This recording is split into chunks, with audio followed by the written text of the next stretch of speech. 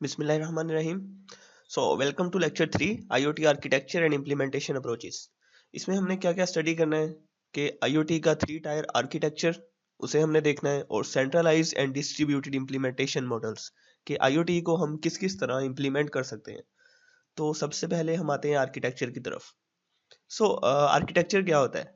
Architecture हम कहते हैं किसी भी चीज़ के, अगर हम इसका लफ्ज़ी तर्जमा करें उर्दू में तो इसे हम कहेंगे किसी भी चीज़ का ढांचा, ठीक है, या अंडरलाइंग सपोर्टिंग स्ट्रक्चर, के जो ऑब्जेक्ट्स एक चीज़ को, एक सिस्टम को वर्क करने में, उसको फंक्शनैलिटी परफॉर्म करने में जो अंडरलाइंग स्ट्रक्चर हेल्प कर रहा होता है, उस सारे स्ट्रक्चर को हम आर्किटेक्चर कहते हैं। ठीक है, तो architecture is the base of everything. ठीक है, हर चीज़ एक आर्किटेक्चर पे डिपेंड कर रही होती है। इसीलिए हमें यहाँ पे भी सबसे पहले आर्किटेक्चर को समझना है कि इसका 3 लेयर आर्किटेक्चर किस तरह वर्क करता है, ताकि हमें और ज़्यादा समझने में आसानी हो कि हमारा सिस्टम किस तरह वर्क कर रहा होगा। आईओटी का आर्किटेक्चर 3 लेयर है। ठीक है, जिस तरह कंप्यूटर नेटवर्क्स का आर्किटेक्चर जो कि 7 लेयर्स पर है, ओएसआई मॉडल, तो इसका आर्किटेक्चर हमारे पास 3 लेयर्स पे है। और सबसे लोअर लेवल पे है हमारे पास परसेप्शन लेयर। ठीक है, परसेप्शन लेयर क्या करती है? परसेप्शन लेयर जिस तरह इसके नाम से जाहिर है, ये डाटा को परसीव करने के लिए यूज होती है। ठीक है, ये यहाँ से लेकर ये हमारे पास डाटा को गेट करने के लिए, उसे परसीव करने के लिए यूज होती है। डाटा हम किस तरह गेट कर रहे हैं? आईओटी के सिनेरियो में हमारे पास सबसे लोअर लेवल पे सेंसर्स होते हैं। इस लेयर पे हमारे पास सेंसर्स काम कर रहे होते हैं, और वो कंप्यूटिंग डिवाइस होती है जो सेंसर से डाटा गेट कर रही होती है। ठीक है, फॉर एग्जांपल अगर हमारे पास कोई आरएफआईडी टैग है, तो हमारे पास RFID tag as a sensing infra या sensing as a sensor use हो रहा है, और उसके साथ जो गेटवे है, गेटवे मींस जो उस इंफॉर्मेशन को एक्सेस कर रहा है उससे, वो आरएफआईडी रीडर है। ये दोनों चीजें आएंगी हमारे पास सबसे लोअर लेयर पे, जिसे हम कहेंगे परसेप्शन लेयर। अगेन इसी तरह बारकोड्स या कोई भी सेंसर्स हो सकते हैं, कोई टेम्परेचर सेंसर, कोई मॉनिटरिंग सेंसर, और वो जिस गेटवे के साथ कनेक्ट है जो उससे इंफॉर्मेशन गेट कर रहा है। और अगेन गेटवे के साथ सेंसर डायरेक्टली कनेक्ट होता है। और गेटवे हम किसे कह रहे हैं? अपनी उस डिवाइस को, उस कंप्यूटेशन डिवाइस को जो सेंसर से डाटा ले रही है। ठीक है, और उस पर कोई स्मॉल प्रोसेसिंग कर रही है, या उस डाटा को जस्ट गेट कर रही है। ठीक है, इस केस में हम क्या कह सकते हैं? हमारा जो है आर्डिनो डिवाइस हो सकती है, जिसे हम नेक्स्ट अपने प्रोजेक्ट्स में यूज करेंगे आईओटी के प्रोजेक्ट्स को बिल्ड करने के लिए। ठीक है, तो ये दोनों चीजें हमारे पास, या इसे हम कह सकते हैं कि हमारा जो हार्डवेयर एंड है वो कहाँ पे आ रहा होता है? परसेप्शन लेयर पे। ठीक है, और फिर हमारे पास सेकंड नंबर पे आती है communication layer. Again communication means to communicate. तो कम्युनिकेशन लेयर क्या करवा रही होती है? हमारी परसेप्शन लेयर और एप्लीकेशन लेयर के दरमियान कम्युनिकेशन करवा रही होती है। ठीक है, तो कम्युनिकेशन लेयर पे हमारे पास आते हैं नेटवर्क्स और मैसेजिंग, मींस नेटवर्किंग प्रोटोकॉल्स और मैसेजिंग प्रोटोकॉल। ठीक है, नेटवर्किंग प्रोटोकॉल्स हमारे पास कौन कौन से होते हैं? कि जिनके थ्रू उन डिवाइस को हमने इंटरनेट से कनेक्ट किया हुआ है, जिनके थ्रू हमने अपने हार्डवेयर को, अपने सेंसर्स को इंटरनेट से कनेक्ट किया है, उन्हें हम कहते हैं अपने नेटवर्किंग प्रोटोकॉल्स। ठीक है, फॉर एग्जांपल वो वाईफाई हो सकता है, वो 3G 4G हो सकता है, वो XB हो सकता है। ठीक है, तो क्योंकि हम इसमें सिर्फ वायरलेस टेक्नोलॉजीज यूज कर रहे होते हैं, हम यहाँ नेटवर्किंग नेटवर्किंग प्रोटोकॉल्स में सिर्फ वायरलेस प्रोटोकॉल्स की बात करेंगे। फॉर एग्जांपल अगर हम वाईफाई की बात करें, तो वाईफाई का प्रोटोकॉल 802.11 है हमारे पास। हम कहेंगे हम नेटवर्किंग प्रोटोकॉल्स में 802.11 BGN या इस जैसे बहुत से वायरलेस प्रोटोकॉल्स को हम यूज कर रहे होंगे। ठीक है, और सेकंड नंबर पे हमारे पास मैसेजिंग प्रोटोकॉल्स। ठीक है, मैसेजिंग प्रोटोकॉल जो हम आईओटी में स्पेसिफिकली यूज करते हैं, वो हम HTTP भी यूज कर सकते हैं, लेकिन जो मोस्ट वाइडली यूज होता है हमारे पास वो MQTT है। हम देखेंगे कि हम MQTT पे कैसे वर्क कर रहे होंगे, HTTP पे भी हम देखेंगे HTTP को हम कैसे यूज कर रहे होंगे, और ये कॉन्स्ट्रेंड एप्लीकेशन प्रोटोकॉल अगर हमारे पास टाइम हुआ तो हम इसको भी देखेंगे। ठीक है, XMPP को हम अभी नहीं देखेंगे। ठीक है, मैसेजिंग प्रोटोकॉल्स क्या होते हैं? मैसेजिंग प्रोटोकॉल्स वो होते हैं जिनके अकॉर्डिंग हमारा मैसेज एक जगह से दूसरी जगह सेंड हो रहा होता है। ठीक है, और नेटवर्किंग प्रोटोकॉल वो होते हैं जिनके थ्रू हमारा एक मींस के जिनके थ्रू हमारी डिवाइसेस आपस में नेटवर्क्ड होती हैं या कनेक्ट होती हैं। फॉर एग्जांपल 802.11 2.11 ये हमारे पास एक नेटवर्किंग प्रोटोकॉल है। मींस इस प्रोटोकॉल के थ्रू हमारी ये जो हार्डवेयर है ये इंटरनेट से कनेक्ट हो रहा है। अगर वाईफाई से कनेक्ट है, वाईफाई के थ्रू वो इंटरनेट से कनेक्ट है, तो हम कहेंगे कि वो 802.11 प्रोटोकॉल के थ्रू वाईफाई से कनेक्ट है या इंटरनेट से कनेक्ट है। ठीक है। सो नेटवर्किंग प्रोटोकॉल ये होते हैं और मैसेजिंग प्रोटोकॉल जिनके थ्रू मैसेज सेंड हो रहा होता है। मींस कनेक्टिविटी को हैंडल कर रहे होते हैं ये प्रोटोकॉल्स और मैसेजिंग को हैंडल कर रहे होते हैं मैसेजिंग प्रोटोकॉल्स। इसकी एग्जांपल हम इस तरह ले सकते हैं। फॉर से इस्लामाबाद तक का एक पाथ है, ठीक है, और उस पाथ पे एक ट्रक ने जाना है सामान लेके।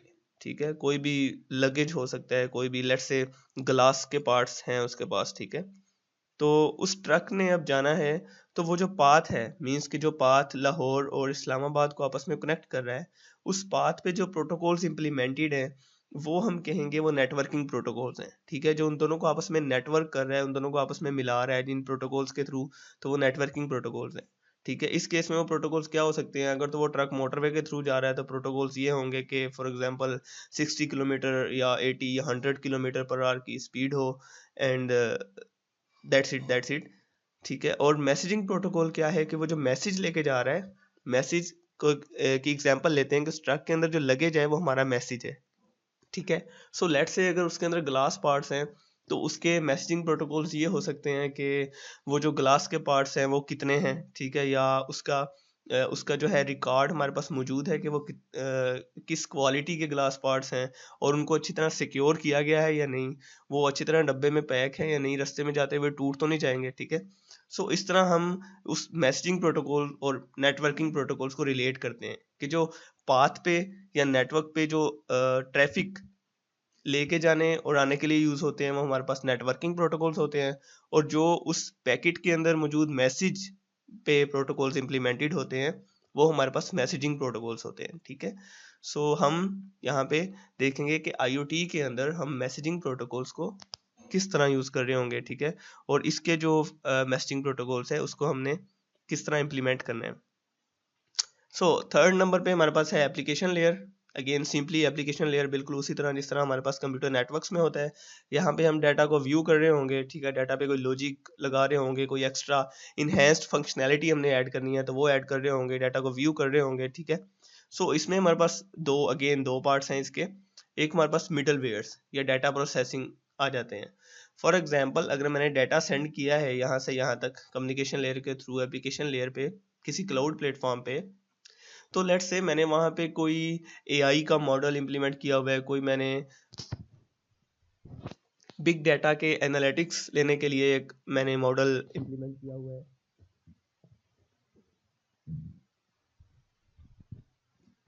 ताकि उस आईओटी डिवाइस के थ्रू जितना भी मेरे पास डाटा आए एप्लीकेशन लेयर पे मैं उसे पहले प्रोसेस कर सकूं। ठीक है, उससे इंफॉर्मेशन या स्टैटिस्टिक्स एक्सट्रैक्ट कर सकूं। फॉर एग्जांपल अगर हम स्मार्ट होम की एग्जांपल लें, तो अगर मैं उसे स्मार्ट होम को यहाँ पे उससे डाटा सेंड कर रहा हूँ, ठीक है, और यहाँ पे मैं कोई लेट्स से कोई स्टैटिस्टिक्स गेट करने के लिए कोई लॉजिक लगा दूँ, कोई डाटा प्रोसेसिंग लॉजिक लगा दूँ कि मेरे पास स्टैटिस्टिक्स जमा हो रहे हो कि एक दिन में मैं एक लाइट को कितनी बार ऑन करता हूँ और कितनी बार ऑफ करता हूँ। ठीक है, या लेट्स से कि एक लाइट जो है वो एक दिन में कितने घंटे ऑन रहती है। ठीक है, तो इस तरह की मैं यहाँ पे लॉजिक लगा सकता हूँ, स्टैटिस्टिक्स जनरेट कर सकता हूँ। उसके अलावा यहाँ पे मैं शो कर सकता हूँ, मेरे पास डाटा शो हो रहा हो कि अब इस वक्त स्टेटस क्या है मेरी एप्लीकेशंस, मेरे हार्डवेयर का, मेरी डिवाइसेस का, तो वो सब कुछ मेरे पास एप्लीकेशन लेयर पे हो रहा होगा। एंड अगेन आईओटी की एप्लीकेशंस हमने अपनी लास्ट जो लेक्चर है उसमें भी देखी थी कि transportation, smart cities, logistics, whatsoever. So इसकी काफ़ी सारी एप्लीकेशंस हो सकती हैं। तो ऊपर सिर्फ हमारे पास एग्जांपल्स हैं एंड नीचे हमारे पास वो टेक्निक्स हैं जिनके थ्रू हम उस डाटा को यूटिलाइज कर सकते हैं। ठीक है, सो ये था हमारे पास आईओटी का आर्किटेक्चर। अब हम देखते हैं अपने इम्प्लीमेंटेशन मॉडल्स की तरफ।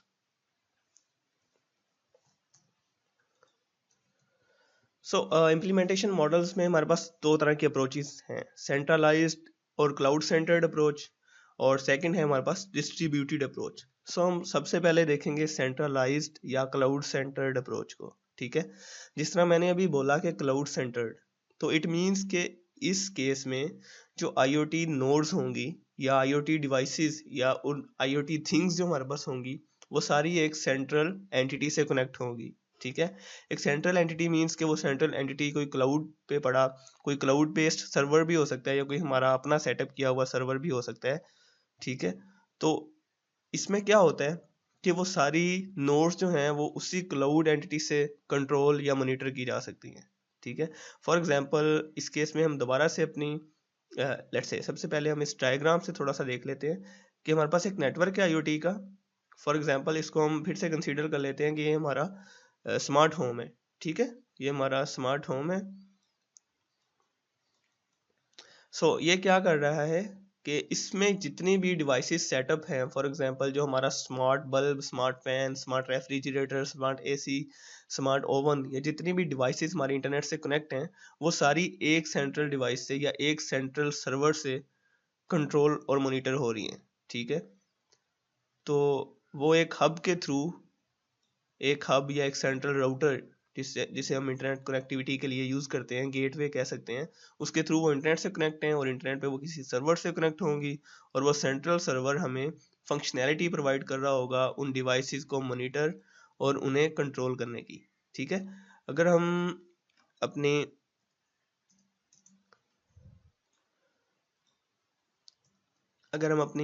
स्मार्ट होम की एग्जांपल पे आए तो इस केस में हमारे पास ये जो एंड्रॉयड ऐप है जो हमें ये फंक्शनैलिटी प्रोवाइड कर रही है कि हम इसके थ्रू अपनी डिवाइसेस को मॉनिटर कर सकें, अपने सेंसर्स को जो स्मार्ट होम में लगे हुए हैं उन्हें मॉनिटर कर सकें, उन्हें कंट्रोल कर सकें।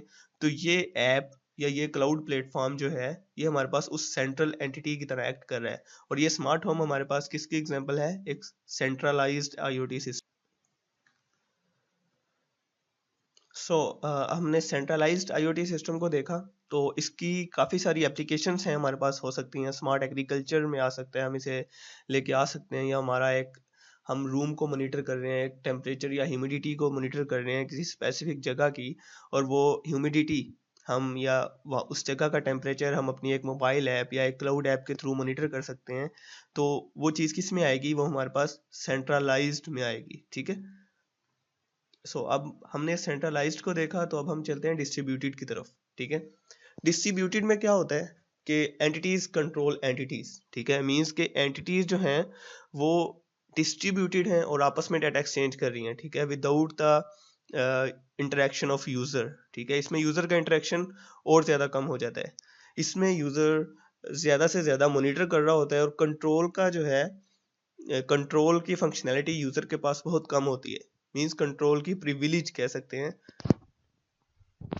या हम कह सकते हैं कि इस सिस्टम में यूजर को या एडमिन को कंट्रोल करने की जरूरत नहीं पड़ती। एंटिटीज खुद ही आपस में डाटा एक्सचेंज कर रही होती हैं और खुद ही वो डिसीजन ले रही होती हैं। ठीक है, सेंट्रलाइज में क्या था कि अगर मैंने यहाँ से लाइट ऑन करनी है, लाइट ऑफ करनी है, तो उसका डिसीजन मैंने खुद लेना है। मैं यहाँ से बटन प्रेस करूंगा